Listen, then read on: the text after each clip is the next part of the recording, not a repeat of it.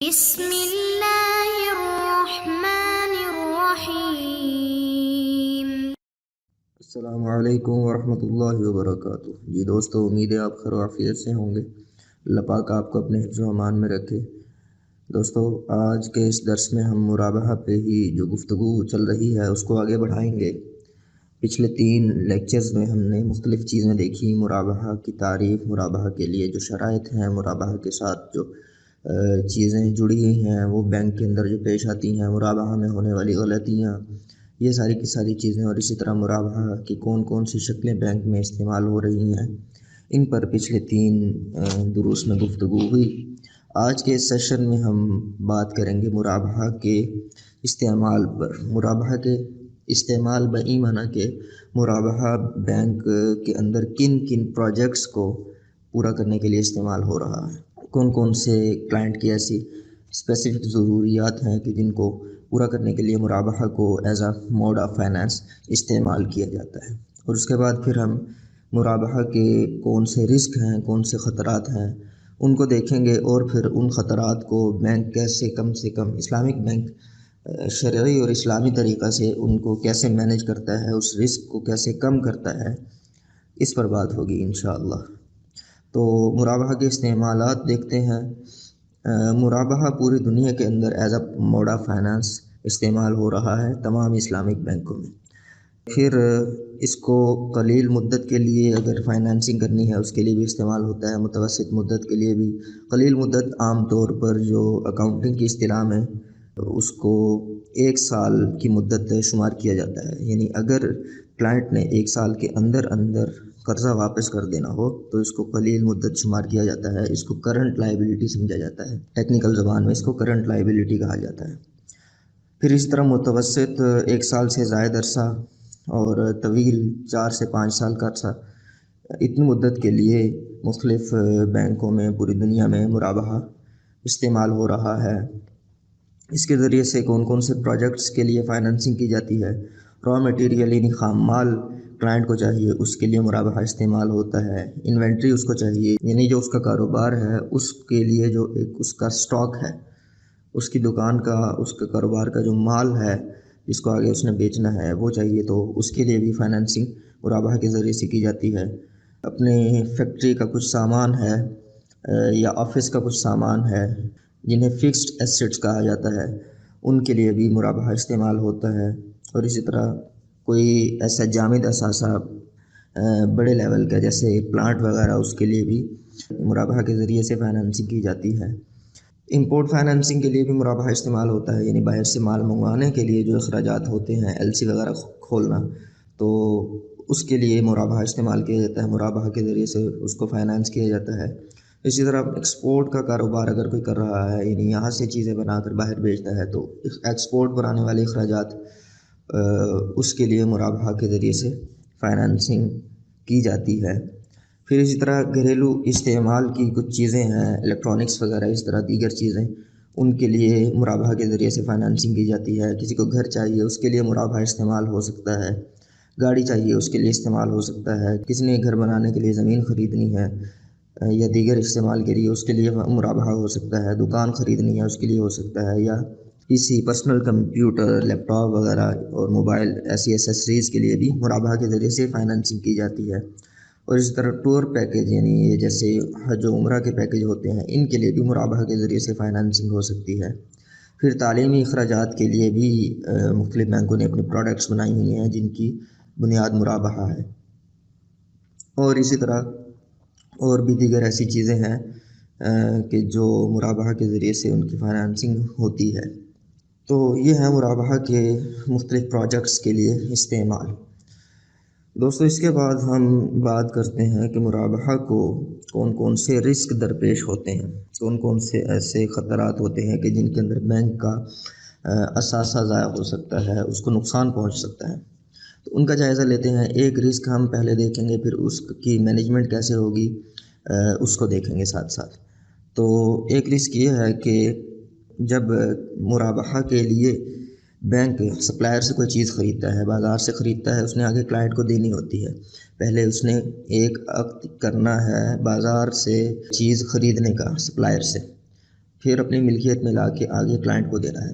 اب سپلائر سے لے کر کلائنٹ کو دینے تک کا جو وقت ہے، اس وقت میں یہ چیز بینک کی ملکیت میں رہتی ہے۔ بینک چونکہ ایسا ادارہ ہے کہ جس کے پاس ویئر ہاؤسز وغیرہ یا گودام وغیرہ نہیں ہوتے، اس وجہ سے یہ اس کے لیے رسک ہے کہ اس کے پاس جو چیز ہے وہ ہلاک نہ ہو جائے یا اس کے اندر کوئی نقصان نہ ہو جائے۔ تو یہ رسک بینک کو درپیش ہوتا ہے، اور یہ ایسا رسک ہے کہ جو روز روشن کی طرح واضح کرتا ہے کہ اسلامک بینکنگ اور سودی بینکنگ دو الگ الگ سسٹم ہیں۔ اسلامک بینکنگ کو یہ خطرہ درپیش ہوتا ہے، سودی بینکنگ کو اس خطرے کا کوئی ڈر نہیں ہوتا۔ اس کے پاس تو ایسا انوینٹری اور اس طرح کی چیزوں کا کوئی سٹاک رکھنا اس کی مجبوری ہی نہیں ہے۔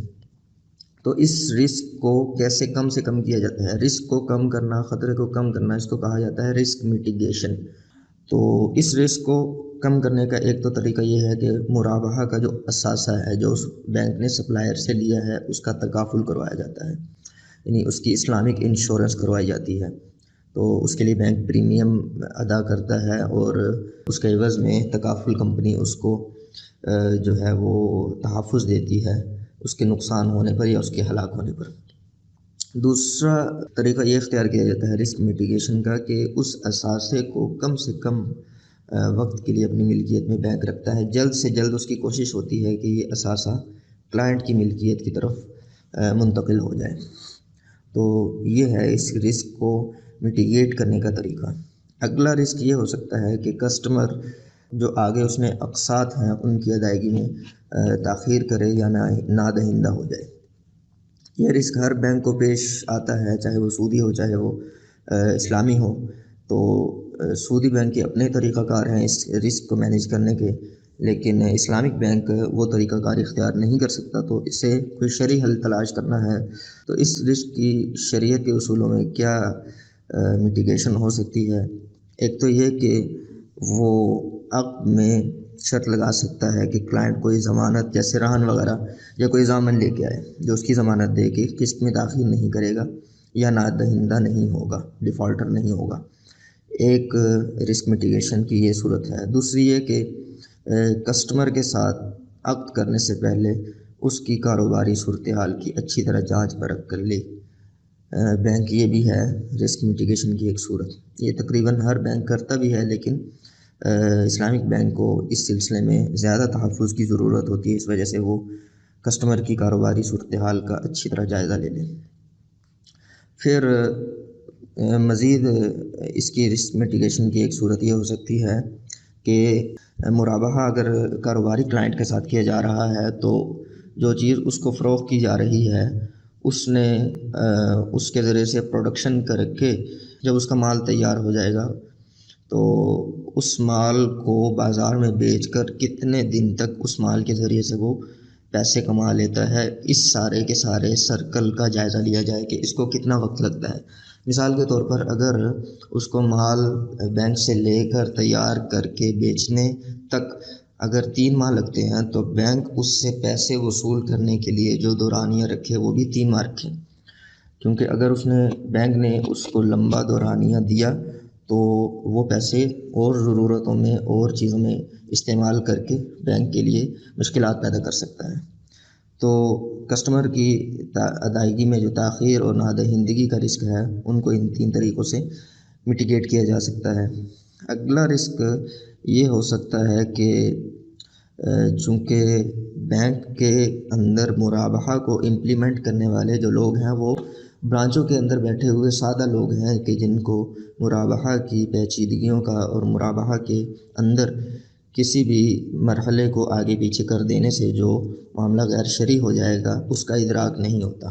وہ اکثر و بیشتر جو عملہ ہے وہ سودی بینکوں سے منتقل ہو کر آیا ہوتا ہے، ان کی ذہنی تربیت اور ان کی فکری صلاحیت اتنی نہیں ہوتی کہ وہ سمجھ سکیں کہ ان چھوٹی چھوٹی چیزوں کی وجہ سے معاملہ غیر شرعی ہو جائے گا اور بینک کی آمدن جائز سے ناجائز ہو جائے گی یا مشتبہ ہو جائے گی اور بینک کو وہ صدقہ کرنی پڑے گی بغیر ثواب کی نیت کے۔ تو یہ رسک بینک کو، اسلامک بینک کو مستقل طور پر درپیش ہے۔ اس کی میٹیگیشن کی کیا صورت ہے؟ اس کی میٹیگیشن کی ایک صورت یہ ہے کہ کسٹمر اور ملازمین جتنے ہیں اسلامک بینک کے، خاص طور پر جو برانچ لیول پہ اس کے ملازمین ہیں، ان کی مستقل ٹریننگ کا انتظام کیا جائے، ان کے کانسیپٹس کلیئر کیے جائیں، ان کو سمجھایا جائے کہ یہ وہ چیزیں ہیں کہ جن کو اگر جیسے آپ کو بتایا جا رہا ہے ایسے نہ کیا گیا تو بینک کی آمدن ناجائز ہو جائے گی، اور اسی طرح شیئر ہولڈرز کو اس سے نقصان ہوگا کہ شیئر ہولڈرز کو جو بینک نے نفع دینا ہے، کما کر دینا ہے، وہ بینک نہیں کما کر دے سکے گا۔ اس کے بعد دوسرا اس رسک کی میٹیگیشن کا یہ طریقہ ہو سکتا ہے کہ کنٹرول مضبوط قسم کے لگائے جائیں ان جگہوں پر جہاں مرابحہ کے غیر شرعی ہونے کا امکان ہے، وہاں مضبوط قسم کے کنٹرول لگائے جائیں، وہاں سرویلنس مضبوط کی جائے، وہاں جو نگرانی کرنے والے لوگ ہیں ان کو مرابحہ کے اور شریعت کے تمام اصولوں کا استحضار بخوبی ہو۔ تو تیسری صورت یہ ہو سکتی ہے کہ جو بینک کے اندر ڈپارٹمنٹ ہیں، خاص طور پر اسی کام کے لیے کہ بینک کے اندر کے سارے معاملات شرعی ہوں، وہ ہیں شریعہ آڈٹ اور شریعہ کمپلائنس ڈپارٹمنٹ، ان کو مضبوط کیا جائے، وہ اس حوالے سے خوب ایکٹیو ہوں۔ تو جس قدر وہ ایکٹیو ہوں گے، بینک کی معاملات کی شفافیت ہے شرعی حوالے سے وہ اتنی زیادہ ہوگی۔ اس کے بعد ایک اس رسک میٹیگیشن کی یہ صورت ہو سکتی ہے کہ جو مرابحہ کے پروسیس فلو ہیں ان کو بہت زیادہ پیچیدہ نہ کیا جائے، ان کو سادہ رکھا جائے، کیونکہ اسلامک بینک کا ہر قدم پہ موازنہ ہوتا ہے سودی بینک کے ساتھ۔ تو سودی بینک کے پاس تو بہت آسان سا راستہ ہے کہ کلائنٹ کی کسی بھی ضرورت کے لیے اس نے اور کچھ نہیں کرنا ہوتا، اپنی لاکر سے، اپنی تجوری سے پیسے اٹھانے ہوتے ہیں اور اپنے کلائنٹ کو دے دینے ہوتے ہیں، اس کے علاوہ اس کا کوئی کام نہیں ہوتا۔ لیکن اسلامک بینک کو اپنا حلال نفع کمانے کے لیے بڑے پاپڑ بیلنے پڑتے ہیں، تو اسلامک بینک کو چاہیے کہ اپنی پروڈکٹس کا پروسیس فلو آسان سے آسان رکھے۔ اب جیسے ہم نے بات کی کہ مرابحہ کے اندر 5 مراحل ہیں، تو وہ 5 مراحل بہت زیادہ پیچیدہ نہ ہوں، سادہ ہوں، ان مراحل کو ایگزیکیوٹ کرنے والوں کے ذہن میں وہ مکمل طور پر مستحضر ہوں، انہیں یاد ہوں کہ کون سا مرحلہ کس طرح، کون سا مرحلہ کس مرحلے کے بعد ہے، کس مرحلے سے پہلے ہے۔ تو پروسیس فلو کو آسان رکھا جائے گا تو انشاءاللہ معاملے کے اندر کوئی غیر شرعی بات نہیں آئے گی یا بہت کم آئے گی۔ تو اس سیشن کے اندر ہم نے ایک تو مرابحہ کن پروجیکٹس کے لیے استعمال ہوتا ہے اس پہ بات کی، اور دوسرا مرابحہ کے اندر کون سے رسک ہو سکتے ہیں اور ان رسکس کو مینیج کرنے کا اور میٹیگیٹ کرنے کے کیا طریقے ہو سکتے ہیں، اس پر ہم نے گفتگو کی۔ لیکن ابھی مزید گفتگو مرابحہ پر باقی ہے جو اگلے سیشن میں ہوگی انشاءاللہ۔ تو اجازت دیجیے، السلام علیکم ورحمۃ اللہ وبرکاتہ۔